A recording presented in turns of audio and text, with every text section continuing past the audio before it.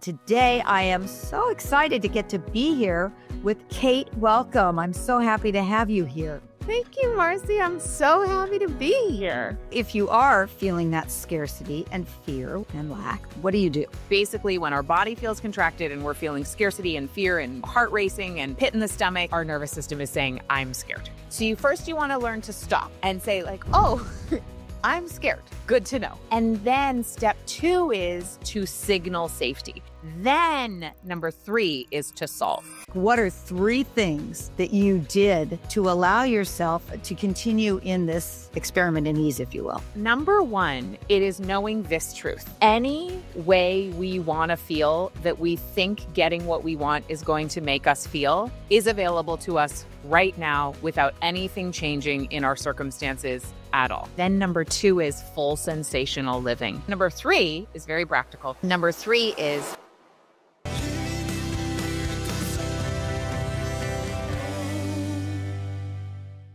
you are not meant to struggle. You are meant to live in the miracle zone. I'm Marci Shimoff. I'm a #1 New York Times bestselling author and the founder of Your Year of Miracles. And after decades of exploring the true source of happiness and of success, I have found one thing. And that is when you align with the energy of miracles, life flows with joy and grace. So welcome to Living in the Miracle Zone.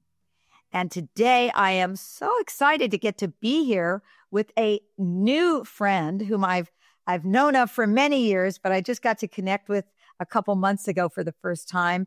Kate, welcome. I'm so happy to have you here. Thank you, Marci. I'm so happy to be here. You are a beam of sunshine, ray of sunshine, and it's just been really fun to get to connect with you.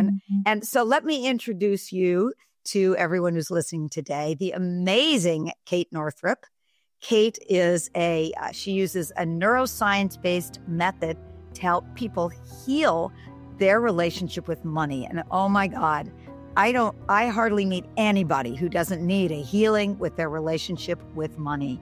And Kate is the author of the best-selling book, Money, A Love Story, and also Do Less. And she's the host of the top-ranking podcast, Plenty.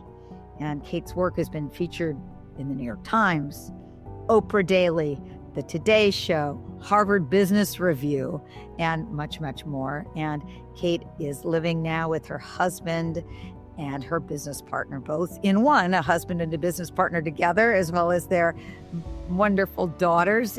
They've just moved to Nashville, and I got to connect with you, I think, like the first week that you moved there. And I just have to say, I was so impressed by how you had just managed this move of your family, and you seem really like in the flow and really, so I think you are living what it is you're speaking about very much. Well, I really do my best, and everything that I share has come through figuring it out myself and, kind of making my mistakes in real time, sometimes in public, and then just coming out the other side and being like, hey, look what I found out. Yep. I can totally relate. Been there, done that. And The truth is, Kate, it makes it so much more trustable when you're speaking from your own lived experience, the mistakes and all. So I really appreciate that you're authentic, vulnerable, and open and wise. And so I want to start by just hearing your story about, I think it's so inspiring to hear people's own stories about how they maybe weren't necessarily living in the miracle zone or in that place of flow and grace, and how that shifted for them. So if you'd give us kind of that backstory. Yeah. So I'll tell you the version that feels the most alive and true today, because as you know, the story continues to unfold. Yeah. But, I had come out with Money, A Love Story in 2013, and several years later, I got married, I started having kids, and when my second daughter was born, my husband got very sick. And he's also, as you mentioned, my business partner. And so we were in a period for really,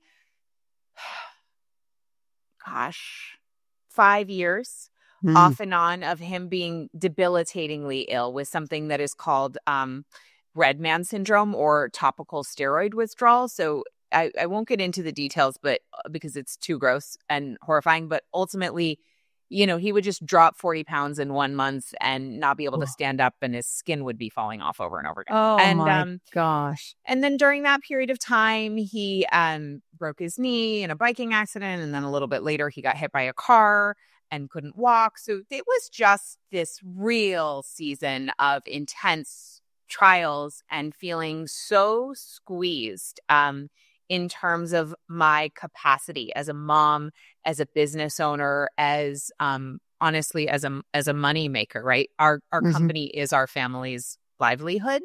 And at the same time, it was the pandemic. My very public mother was being canceled on the internet. It was just, and people were trying to hold me accountable for her thoughts and opinions and choices. And it was a time. And so I was in a loop, and my loop was, if Mike could just get healthy and make a bunch of money, everything in our life would be fixed. That was my perseveration. And there was a lot of built up resentment, and I was not living in the miracle zone. I was pissed most of the time. I was stretched thin. I was like a walking, time bomb. And well, I have to say, pretty understandably, I mean, those circumstances will stretch you to the nth degree. Thank you for that. Yes, it felt valid, but also I couldn't live that way anymore. And so 2 things happened. One of them is I got my blood work back, and I was talking to my functional medicine doctor, and he said, well, so the thing is, based on your blood work, your brakes are broken and so is your gas. And if you keep living the way you're living under this level of stress, you are going to get sick. And the problem was my husband was already sick. And at that time, I had a 2.5-year-old and a 5-year-old, and we were living thousands of miles away from family. So I didn't have the quote unquote luxury of getting sick. So I felt this immediate wake up call of, okay, I can't go down because my girls will not have a caregiver or someone to make the money for them to live. And then we had a session with our therapist. And our therapist had me go within.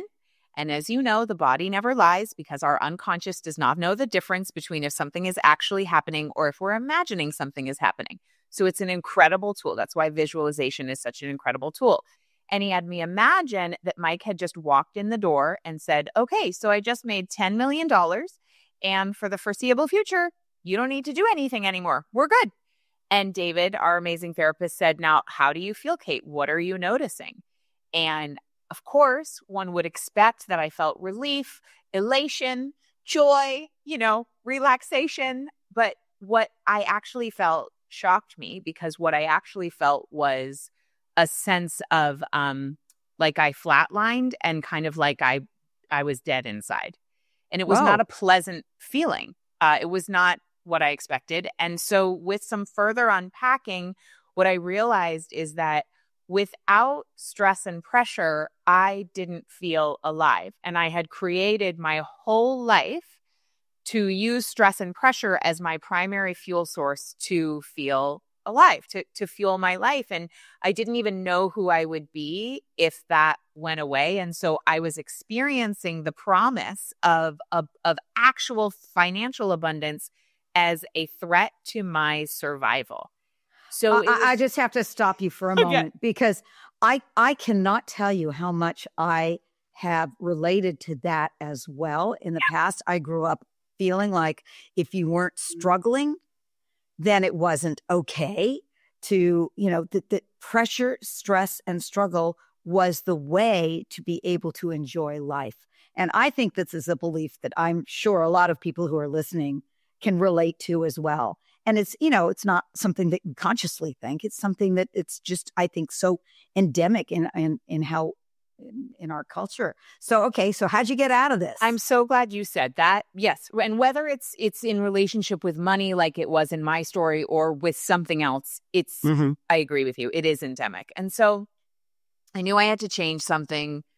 For all intents and purposes, everything going on in my life was incredibly stressful. So it wasn't like the optimal time to say, okay, this is the time in my life that I'm going to learn this lesson. However, it was so perfect because the pressure externally, like my circumstances were so intense that it was the perfect time because everything was really hard. So it was like, well, fuck it. And so what I did is I created a 90-day experiment with my coach. And basically the headline of the experiment was, for 90 days, I am going to just choose to relax, even though there is nothing in my external circumstances that would indicate that now is a good time to relax. And I was feeling like we were going to run out of money. I was really like, we did not have a lot of runway. I was not feeling abundant in any way. So we decided, okay, it's either going to come 90 days or there's a certain amount of money that I feel comfortable going into the hole that I feel like I could probably like turn around and do a launch and fix. Either one of those things were going to happen first. But in that 90 days, I was only allowed to deliver on the promises I had already given, not do anything new. And my addiction had been creating new offers, creating new cross-sells, upsells, promotions, over giving to my customers constantly, like essentially doing a whole original new musical every month to unconsciously, of course, prove that it was okay to make the money that I was making and enjoy the life I was enjoying. And so I basically was like ripped off the Band-Aid. That behavior is no longer allowed. And what was allowed was a very short menu of choices that I could have anytime I felt that ramp up energy of like, I feel this pressure. I have this idea, because pressure had also been the birthplace of my creative urges. It always came from like, oh, I got to do this. So the choices were I could watch daytime television. I could call a friend. I could take a walk. I could go scream in the closet into a pillow, or I could go sit down by the bay in Miami, where we had just moved, to ask the ocean what sort of guidance she would give me. So in other words, rather than going into the I'm going to create out of pressure mode, you went into the I'm going to relax and open and surrender and just enjoy and see what that brings. Be in ease and see what that brings. Being ease, in theory, it would have been enjoy. But I have to tell you that when you are someone who has been so in doing for so long, it did not feel like enjoyment at all. It actually felt like I was dying, because it was a profound ego death. When we are rewiring our brain and nervous system, like I was, to instead of go into action when you feel pressure and stress. So I was in essentially a flight response most of the time, which is stimulus of stress. Let me get into action. That is a flight trauma response. And so when we stop doing the automatic behavior that has been patterned into us in many cases since utero, and in many cases, ancestrally, like it's old patterning. When we stop doing that, it doesn't actually feel good. It feels pretty darn uncomfortable, which is why most of us don't change, because it does feel like you're dying, because an old identity is dying. So that 90 days did not feel good. But I will say this, at the end of it, with a lot of crying, a lot of thrashing, a lot of like, I feel like I'm going to die, a lot of kind of panicking, like, what if it doesn't work? What was so cool was we hit all our financial goals. We didn't go into the hole at all. And I was like, wait. So I could actually have financial well-being without stress and pressure being part of the equation. And honestly, I never looked back.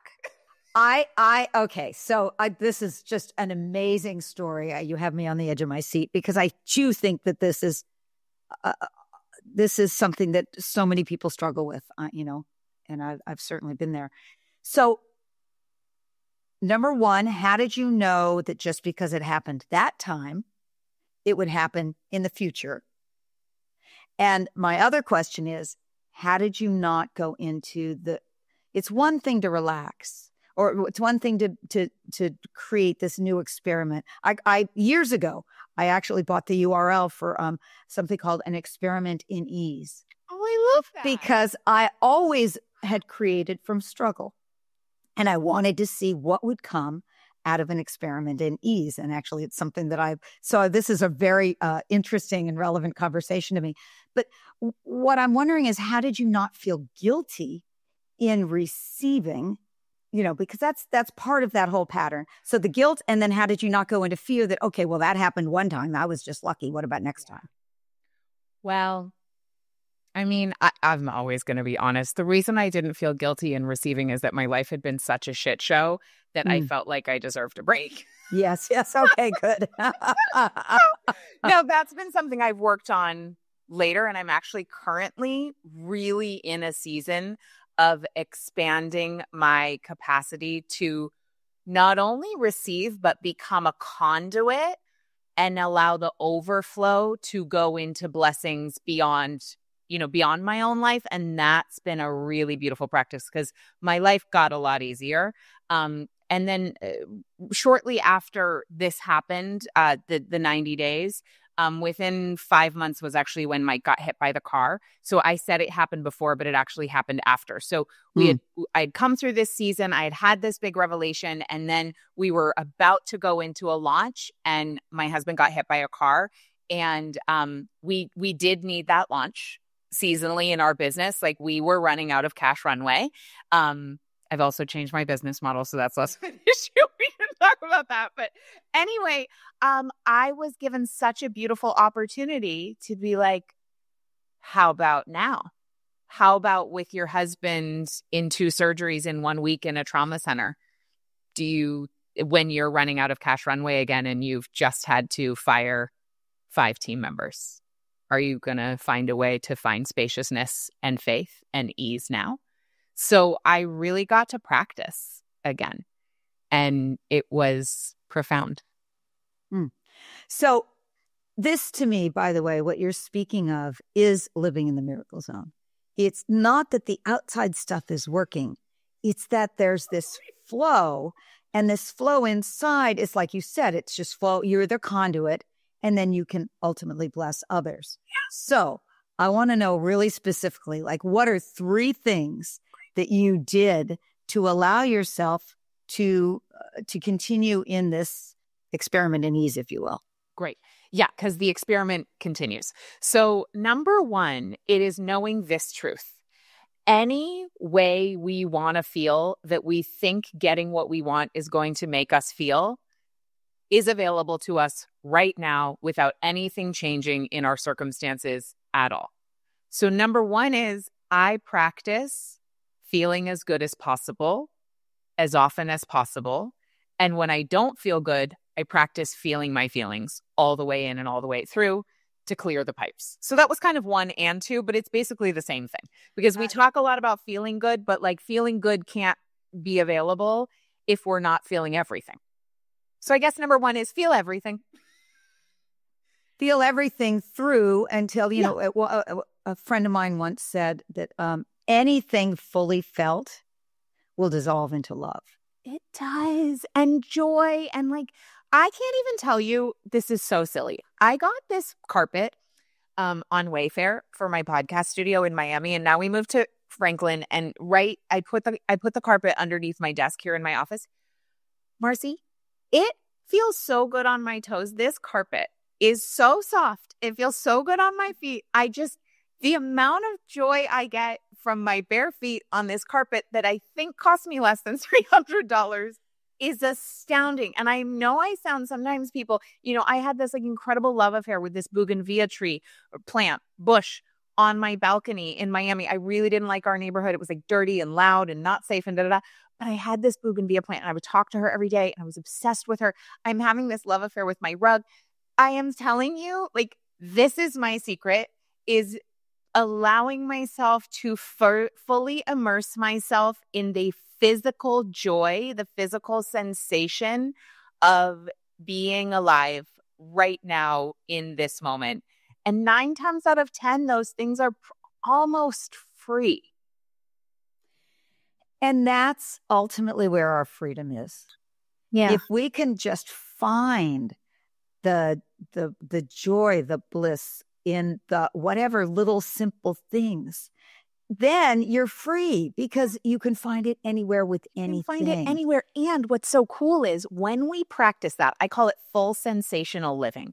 So 5 senses open: the smell of the coffee, the temperature of the water, the bare feet on the carpet, the green of the grass, like just letting ourselves revel in the feeling of being alive. What's so cool is we actually are opening up our receptor sites for receiving even more joy, even more abundance in the moment, so that when inevitably the opportunity does show up, because now you're in match for it, the book deal, the money, the check, the who, whatever, the thing shows up, you actually can experience it, because when we are programmed and running our old patterning of stress, pressure, disappointment, whatever, when the thing shows up, we either can't recognize it or we can't feel it, and we sabotage to make sure we go back to what I call our money nervous system thermostat setting of, what we feel capable of tolerating. And so every time we choose to get swept up in the sensation of the moment, we're actually opening up our ability to receive what's now, but also what's coming later, and then actually revel in it, as opposed to deflecting it or not even being able to enjoy it or feeling like we have to move on to the next thing because that didn't really last. So what you're talking about is a money set point. Basically, it's a thermostat setting. And when in my work on happiness, it's the same concept that we have a happiness set point. Yes. And we, no matter what we do, good or bad, unless we consciously change it, we're going to hover around the same place. And same with money. I remember years ago, I don't know, 30 years ago, probably, I was taking a workshop with Marianne Williamson, who's now a dear friend of mine, but her teachings are brilliant. And she said, if you make a lot of money and you don't raise your consciousness or your vibration to be able to receive that fully, you will inevitably lose it. And I thought at the time, oh, you're crazy. I would never lose it if I made it like that. That would be ridiculous. Well, about a year later, my first Chicken Soup for the Soul book came out and I made way more money than I was ever used to. And I started to lose it. And then I remembered, oh, I better look at this. So I love that, what you're doing is you're making it very real in our neural pathways, really in the body, our receptor sites, to be able to receive a higher level of joy, love, abundance, all of that. Okay, so we got one thing to do, which we is got one, but I think we said 2 actually. Okay. As you can tell, I'm not very linear, but I'm going to really try to keep it between the two. So let's say number 1 was feel it all the way through. And as you beautifully added, because when you do that, it always dissolves back into love. Okay, so that's number 1. Then number 2 is full sensational living. Allow your body to actually be present to your 5 senses as often as you remember, and allow yourself to actually enjoy the sensation of being alive, which primes us to receive even more. Because if we can receive the abundance in this moment, we can expand and expand and expand infinitely. And then number 3 is very practical. And number 3 is to put our loving attention on the money that we already have and to become a safe place for money. We're always looking for money to make us feel safe, but we frequently forget that we also need to make money feel safe. And I am a recovering financial avoider, but when I really took it seriously as a devoted practice to put loving attention on the money I had and to steward it well, in love, not really love for money, but just in a loving energy, really everything changed. Everything changed because money is looking for a safe place. And many people who are looking for money are not a safe place yet. I'm so happy you brought this up because, our relation, we want the money to be there, but then we kind of don't want to deal with having it there. Like, how would your relationship in life be with a partner if you treated that partner like you treat the relationship with money? So when you say you give it your loving attention, tell me what that means. Does that mean you're actually, really looking at how do I want to spend it? How do I want to save it? How do I want to, what do you mean? It's so multifactorial, and this is really the bulk of the work I do inside my program, Relax Money. And so the high level is that how we do it is what we get. My grandfather would always say, how you do it is what you get. Or my friend Erin Rose says, how you do the work is the work. So no matter what you're doing, whether it's I'm logging into my Monarch account and I'm looking at my spending plan, they call it a budget, but I prefer calling it a spending plan. And I'm assessing, and I'm categorizing my transactions. Am I doing that in the spirit of celebration, of reliving all those moments when I got to make those transactions, and the latte I had with my husband and the blueberry muffin I bought for my little girl and the moment we were at the Lego store? Like, am I doing it from that place, or am I doing it from a place of, I spent this money. What if there's not going to be more? And being able to actually at will choose which way we do it requires us to repattern our nervous system so that a new behavior and a new frequency and a new feeling is even available to us, because old nervous system patterning is automatic. And in order to experience something new, we have to learn to feel actually safe. Safety gives our bodies the bandwidth to have literally the calories and the energetic capacity to build a new neural pathway, just like you would need, humans and materials and all that stuff to build a new railroad track. Same. It's just inside our brains, inside our nervous systems. And so, yes, whatever we're doing, whether it's sitting down and having a money date with our spouse, talking to our CPA, hiring a new bookkeeper, looking at our revenue numbers in our business, always checking in. How do I feel in my body right now? And if I'm feeling scarcity, if I'm feeling fear, I'm going to go ahead and deal with that first and then come back to this financial task so I can approach it in expansion and joy and love to the best of my ability. So if you are feeling that scarcity and fear, and lack, which a lot of people feel, in that time, what are you doing with that? Are you just really allowing it, welcoming it in? Like, what do you do? Yeah. Okay. So, when we're in contraction, we are in some level of dysregulation, nervous system dysregulation, right? Like, basically when our body feels contracted and we're feeling scarcity and fear and, heart racing and pit in the stomach and all the different ways that this manifests, essentially our nervous system is saying, I'm scared, right? And so that fear response manifests as either fight, flight, fawn, or freeze.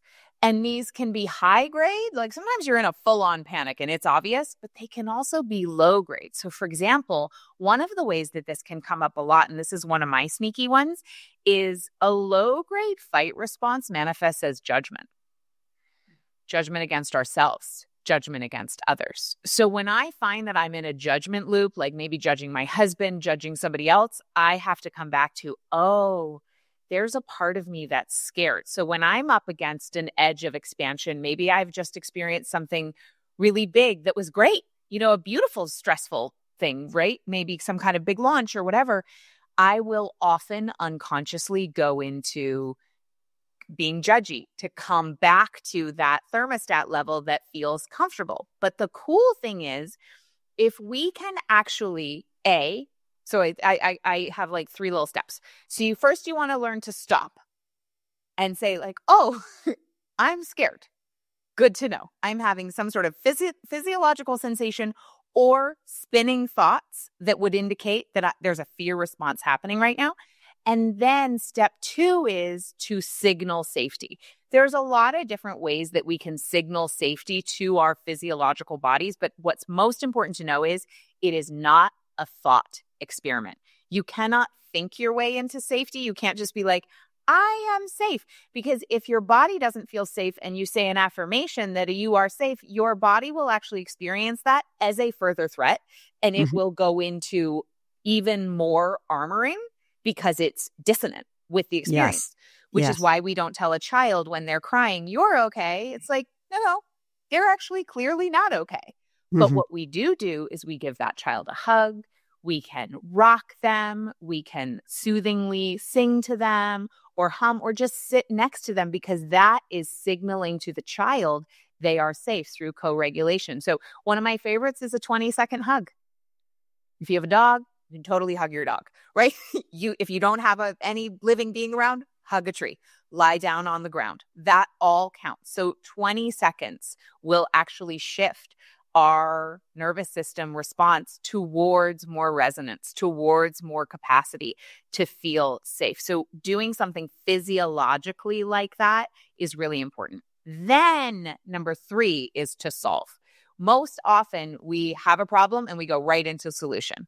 And that will guarantee that we will only continue to recreate results from our same level of consciousness. So if you're creating solutions from fear and lack and scarcity, those solutions are going to create the same result of fear and lack and scarcity. But if you can stop, signal safety, and then solve, you are going to widen your perception and see all the possibilities that you didn't see before. You'll open up your creativity. You'll be getting more oxygenation to your brain. You're accessing your full prefrontal cortex and all of it. It's beautiful. And so stop, signal safety, then solve. This is so incredibly practical and so incredibly important. And I want to add, I think that we're speaking about this relative to money, the feeling of lack or scarcity relative to money. But I can also imagine, I have friends who are single and they don't want to be single. And they go into that same pattern of fear and scarcity. And so it applies in any 100%. Area where you're feeling It applies to real estate. It applies to fertility. It applies to literally anything in our lives. So I want to just finish up by hearing what are some of the shifts that other people have had by doing what it is you're sharing, or maybe, where you're at now, how this is all working out for you here. So I will just say my husband is unbelievably healthy and Yay. recovered, and he's really still growing his knee mobility and strength every day, which is great. And our business is doing the best it's ever done, and we are working less and have the most team support. So I will just say, wait. Let's say that slowly. Yes. Our business is doing the best that it's ever done, and we are working less, and we have the most support we have ever had in our company, total team, A players. And that is something I struggled with for years. And I know it's because I had a baseline nervous system set point for feeling unsupported, because that's what I was used to. That's what felt familiar to me. So no matter what I did, I would always find a way to not feel supported. And what you're saying right now to me is the crux. Every time I've heard somebody shift from living in what I call the mediocre zone or the stress zone to living more in the miracle zone, it is this exact kind of an internal shift that you're talking about that starts the energy to then make the external shifts happen. Yeah. So that's that's in our life. So best ever. We're so excited about all the things we're doing with the Relax Money program, with our programs, a new book I'm working on, all of that stuff. And then in terms of our students, we've had over now 3,000 people go through our kind of highest level program. And one of the things that I hear over and over again, and one of my students messaged me just the other day spontaneously, and she said, "Thank you so much for this work. My husband and I sat down in January. We did the whole program together, and we are now building a family legacy together. Money used to be such a source of pain and shame. There were secrets. Every time we talked about money, it ended up in a fight. It felt awful." And she said, "Now we're on the same page. Now we're building together. There's no secrets. There's no shame. We are just creating a legacy financially together." And she just completed her second record launch. And it's all interconnected. So that's one of my favorite things is, while of course we have mostly people do this program on their own, when someone joins with their partner, it makes me extra special happy.